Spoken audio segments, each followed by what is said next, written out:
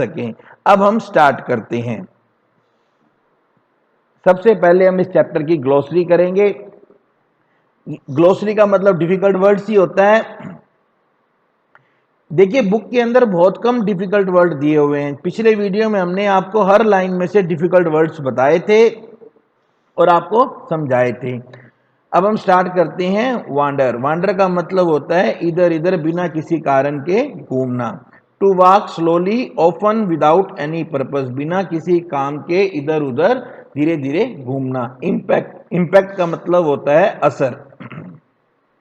A powerful effect, Hindi में अपने से कहते हैं असर। गिव अप, छोड़ देना। टू स्टॉप डूइंग और ओविंग समथिंग, अगर आपके पास कोई चीज है उसे छोड़ देना या आप कोई काम करते हैं उसे छोड़ देना, इसे हम कहते हैं गिव अप। लेजीनेस मतलब होता है आलस। The quality of being unwilling to work, यानी कि कोई काम ना करने की जो इच्छा है उसे हम कहते हैं लेजीनेस। डिसाइड करना, तय करना। To think carefully and choose what to do, सोच समझकर यह तय करना कि क्या किया जाए। अटेंटिवली, केयरफुली, ध्यानपूर्वक। रिवाइज करना, दोहराना। To study again something you have already learn, जो आप पहले ही सीख चुके हैं उसे आप अगर दोबारा दोहराते हैं हम उसे कहेंगे आप उसे रिवाइज कर रहे हैं।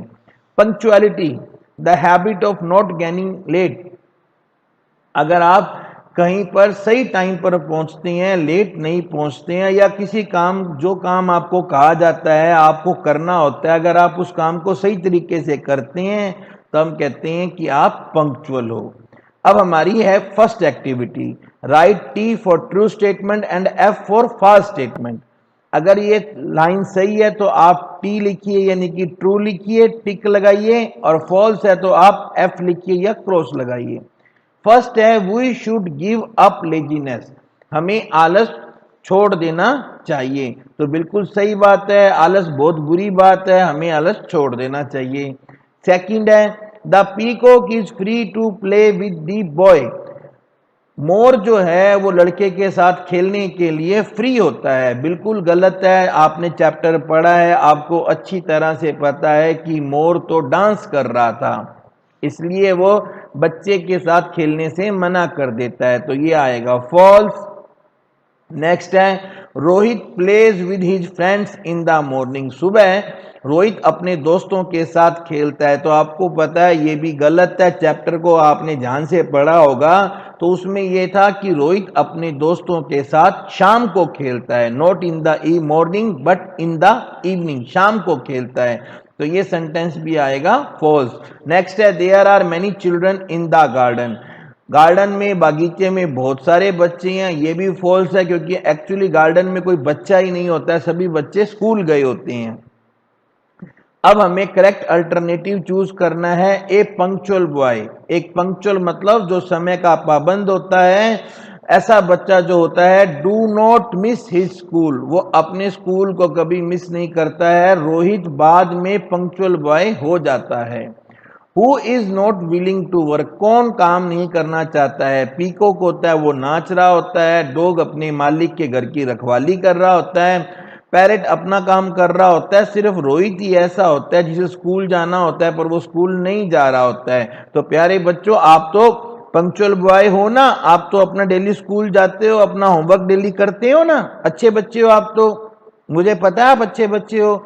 Laziness is dash for us, laziness हमारे लिए अच्छी है, बुरी है, यूजफुल है, हेल्पफुल है, यानी कि लेजीनेस हमारे लिए बहुत ज्यादा बुरी है भैया, इससे हमें बचना चाहिए, आलस बहुत बुरी है।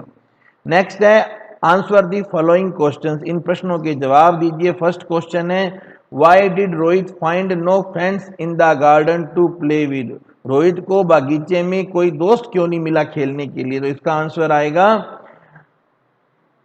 Rohit found no friends in the garden to play with because they had gone to school, क्योंकि सारे बच्चे जो थे वो स्कूल जा चुके थे, इसलिए रोहित को गार्डन में कोई भी दोस्त नहीं मिला।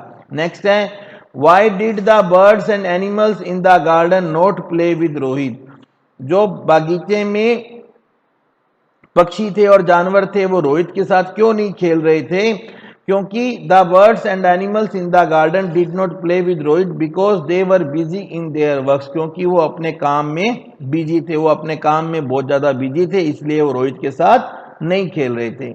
In the end of the story Rohit parents were happy with him by, story के एंड में रोहित के पेरेंट्स उसके साथ बड़े खुश हो जाते हैं। क्यों हो जाते हैं? क्योंकि he started going to school daily, Rohit जो पहले कभी स्कूल डेली नहीं जाता था अब वो डेली स्कूल जाने लग जाता है, इसलिए उसके जो पेरेंट्स होते हैं उससे बहुत ज्यादा खुश हो जाते हैं। नेक्स्ट क्वेश्चन है, ये एक एक्टिविटी है, इसमें आपको ऊपर कुछ वर्ड्स दिए गए हैं, जैसे यहाँ पे ये वर्ड है जो अंडरलाइंड दिया गया है और उसका हमें अपोजिट भरना है। अपोजिट्स पर हमने ऑलरेडी एक वीडियो बना रखा है, मैं लिंक डिस्क्रिप्शन बॉक्स में दे दूंगा, आप उसे जरूर देखिए ताकि आपकी ग्रामर भी एकदम एक्यूरेट तैयार हो जाए और आप 100 आउट ऑफ 100 मार्क्स ले आए। यहाँ पर है माई फादर, फादर का अपोजिट होता है mother. My father works in field, मेरे पापा खेतों में काम करते हैं। And my mother help him, मेरी मदर उनकी मदद करती है। The sun rises in the morning, morning का अपोजिट होता है इवनिंग, तो यहां पे आ जाएगा सूरज सुबह उगता है और शाम को छिपता है। नेक्स्ट है, in the winter season we go to school at 9:30 AM, और हम स्कूल में 9:30 बजे जाते हैं। एंड कम बैक, कम का गो का मतलब जाना और कम मतलब आना। अब बस हमें ये गो को देखकर हमें भरना है, हम 3:40 पर हम वापस आते हैं। Parrot, crow, sparrow and horse were dash with their work so they did not play with Rohit who was free, free का अपोजिट होता है बिजी, क्योंकि पैरेट, क्रो और हॉर्स जो थे वो अपने कामों में बिजी थे, इसलिए उन्होंने रोहित के साथ नहीं खेला जो कि फ्री था। अब नेक्स्ट है हमारे को, ये सेंटेंस है, ये सेंटेंस अफर्मेटिव है, मतलब सकारात्मक है, हुंकारात्मक है, इनमें ये सकारात्मक वाक्य हैं। और अब हमें इनसे हमें क्या बनाना है? नकारात्मक वाक्य बनाने, जिनके अंदर नो का यूज होता है। उन वाक्यों की एक ही पहचान होती है, उनमें नो शब्द, नो का ये जो नो है ना, ये कहीं पर नो या नोट आया होता है। जैसे पहला है I go to play in the evening, मैं शाम को खेलने जाता हूं, ये सकारात्मक है। दूसरा है I do not go to play daily, मैं हर रोज खेलने नहीं जाता हूं, जहां पर नहीं आया वो हो गया नकारात्मक। जिनमें नहीं आता है वो सकारात्मक होते हैं, जिनमें नहीं आता है वो नकारात्मक होते हैं। जिन सेंटेंस में नो का यूज होता है वो नेगेटिव होते हैं, और जिनमें नो का यूज नहीं होता है वो अफर्मेटिव होते हैं। जैसे ही लर्न्स हिज लेसन, इसमें आप देखो कहीं पर नो नहीं आया है, इसलिए ये एक अफर्मेटिव सकारात्मक सेंटेंस है, वो अपना पाठ पढ़ता है। इसमें देखिए he does not learn his lessons, वो अपना पाठ नहीं पढ़ता है, नो आते ही क्या होगा? ये नेगेटिव हो जाएगा। We go to school regularly, हम रोज स्कूल जाते हैं, सकारात्मक है। We do not go, not आते ही वो नेगेटिव हो जाएगा। तो अब आपको पता चल गया कि कौन से अफर्मेटिव है और कौन से नेगेटिव है। अब आपको इन तीनों सेंटेंस को नेगेटिव में बदलना है। The boy meets a dog, अब यहां पर आपको क्या करना है? The boy does not meet a dog.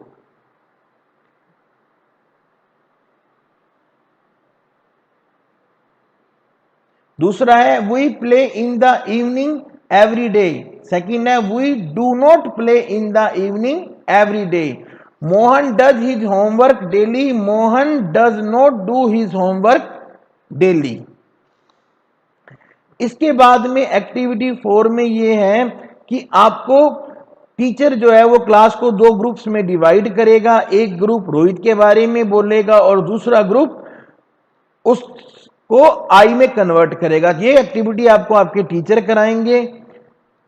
Activity 5 है, इसमें आपको अपने डेली रूटीन के ऊपर एक पैराग्राफ लिखना है। ये क्वेश्चन में एग्जाम में भी आता है कि आप एक पैराग्राफ लिखो जिसमें आप इन वर्ड्स का यूज करो। तो मैंने आपके लिए जैसे ये गेटअप है, wash my face, brush teeth, take bath. जैसे गेटअप मतलब उठना, अपना चेहरा धोना, अपने दांतों को ब्रश से साफ करना, स्नान करना, ब्रेकफास्ट नाश्ता करना, कपड़े पहनना, तैयार होना स्कूल के लिए, गो टू स्कूल, स्कूल जाना, स्टडी डिफरेंट सब्जेक्ट्स, अलग अलग विषय पढ़ना, प्ले ड्यूरिंग रिसेस, रिसेस में खेलना, टेक लंच, लंच खाना, return home in the evening, शाम को घर पर आना, प्ले गेम खेलना, do homework, have supper, TV देखना, गो टू बेड। इन सब लाइंस का प्रयोग करके आपको एक पैराग्राफ बनाना है। अब आपको ये पैराग्राफ मैं आपको बनाने में एक हेल्प कर देता हूं। ये देखो, ये एक मैंने आपके लिए एक पैराग्राफ बना रखा है। बस आपको इसमें क्या करना है, माई नेम इज, मैंने यहाँ पे, मुझे आपका नाम तो पता नहीं है, मैंने आपके नाम की जगह खाली छोड़ दिया। आप इसमें अपना नाम भर लीजिए और बाकी का यहां से नोट कर लीजिए और आपका अच्छे मार्क्स इसमें आ जाएंगे। इसको याद कर लेना, ये क्वेश्चन एग्जाम में जरूर आता है। तो ये कुछ इस तरह से है। माई नेम इज, जो भी आपका नाम है आप उस नाम को भर लीजिए। उसके बाद है I read in class 5th, मैं 5वीं कक्षा में पढ़ता हूँ। आई गेट अप एट 5:30, मैं सुबह 5:30 बजे उठता हूँ। I wash my face with cold water to be fresh, और मैं अपने चेहरे को ठंडे पानी से धोता हूँ ताकि मैं तरोताजा हो जाऊं। Then I brush my teeth, उसके बाद मैं अपने दांतों पर ब्रश करता हूं। I study different subjects in the classroom, मैं क्लासरूम में, कक्षा में अलग अलग विषय पढ़ता हूं। I like playing during recess, मुझे रिसेस में खेलना अच्छा लगता है। I take lunch and go to school class again, मैं लंच कर दोबारा क्लास में जाता हूं। जैसे अपने आप पोषाहार वगैरह खाते हैं, फिर आप क्लास में वापस जाते हैं। I return home in the evening, मैं शाम को घर वापस आता हूँ। When the school is over, जब स्कूल खत्म हो जाता है तो मैं शाम तक घर वापस आता हूँ। I play games with my friends, मैं अपने दोस्तों के साथ खेलता हूँ। I do homework given by my the teachers, जो मेरे टीचर्स मुझे होमवर्क देते हैं मैं उस होमवर्क को करता हूँ। I watch TV for half an hour after having supper, रात का खाना खाने के बाद मैं आधा घंटा टीवी देखता हूं। At last I go to bed, और लास्ट में मैं बेड पर सोने जाता हूं। तो ये मेरा डेली रूटीन वर्क है। तो प्यारे बच्चों, इस तरह से आपका ये चैप्टर फिनिश